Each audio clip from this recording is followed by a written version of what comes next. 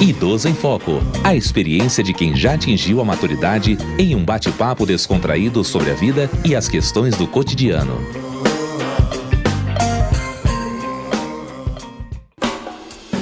Olá, eu sou Diva Pérez. Eu sou a Aline da Flon e começa agora o Idoso em Foco.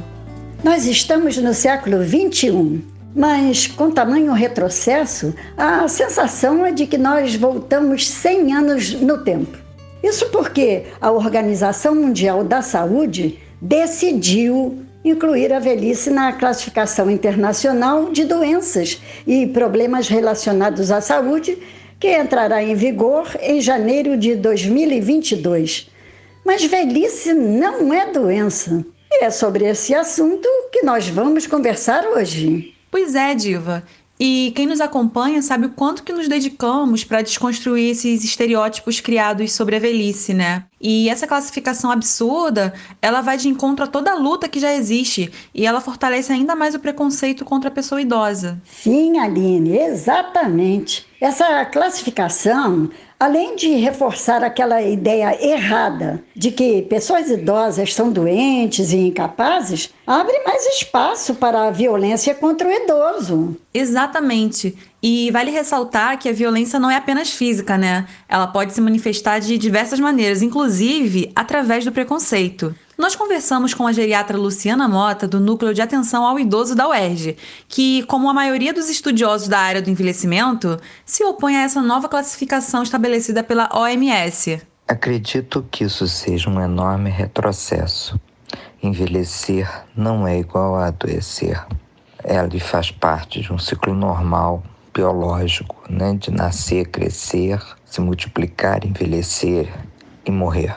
Classificar o envelhecimento como um adoecimento é uma visão deturpada desse processo e vem contra tudo que até hoje se construiu em relação ao envelhecimento. Como já conversamos aqui em diversas ocasiões, um estilo de vida saudável ajuda a promover um bom envelhecimento. Então, muitas doenças que surgem na velhice são consequências de hábitos de vida não saudáveis. Pois é, Diva, e segundo a Sociedade Brasileira de Geriatria e Gerontologia, 3/4 das mortes acontecem a partir dos 60 anos por doenças cardiovasculares, oncológicas, neurodegenerativas, dentre outras.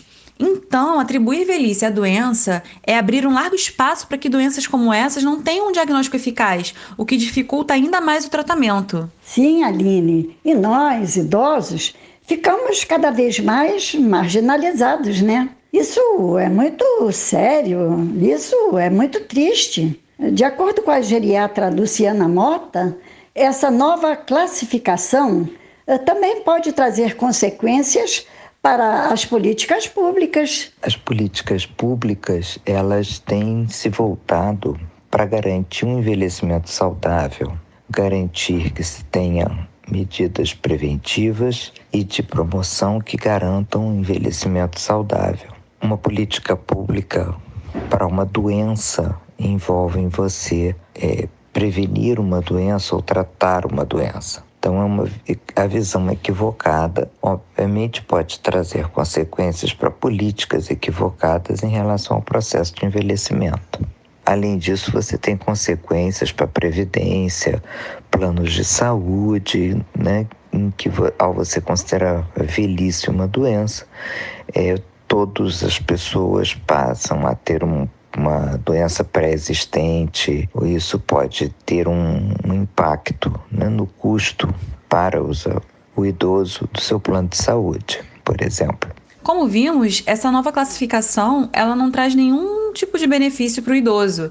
Muito pelo contrário, né? Ela gera mais preconceito e retrocesso. Então a gente tem que começar a pensar sobre quem é que verdadeiramente se beneficia com essa nova classificação. Sim, Aline. E sem sombra de dúvidas, a indústria farmacêutica é quem vai tirar proveito disso. Com certeza, não faltarão medicamentos caros para combater essa nova classificação de doença. Isso sem falar da indústria da estética, né? Sim, exatamente.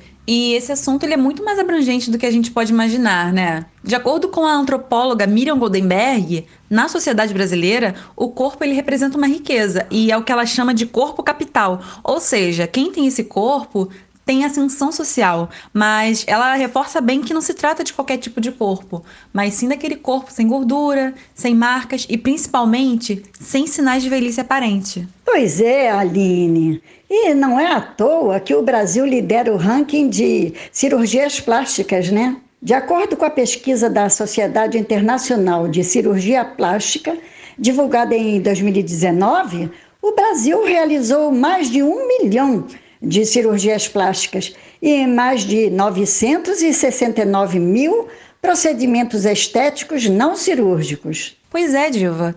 E a razão desses números tão elevados que faz o Brasil desbancar os Estados Unidos e até mesmo os países da Europa está intimamente ligada a essa nossa cultura do não envelhecimento. Sim, Aline. É notório o quanto a velhice é temida na nossa sociedade. As pessoas estão induzidas a enxergarem a velhice como algo feio que deve ser evitado a todo custo.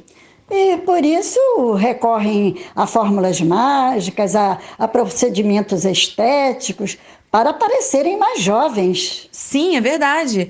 E na minha pesquisa, o Feminino em Perspectiva, Ódio ao Corpo e Indústria da Estética, eu observei o uso das palavras deformidade e tratamento na publicidade das clínicas de estética e de cirurgia plástica que eu analisei.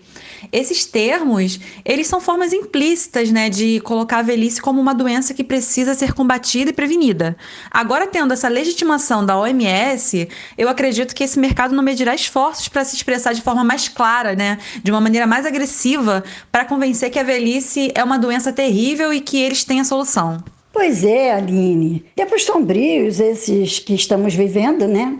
Mas envelhecer não tem nada a ver com adoecer. O envelhecimento faz parte do processo natural da vida e é uma conquista. Então, não podemos cruzar os braços e aceitar essa classificação, porque velhice não é doença, não. Mas, Aline, o nosso programa chegou ao fim e foi um prazer imenso bater mais esse papo com você. O prazer foi todo meu, Diva. E aos nossos ouvintes, muito obrigada pela audiência e até o próximo Idoso em Foco. Idoso em Foco. Produção Rádio UERJ. Realização Centro de Tecnologia Educacional CTE.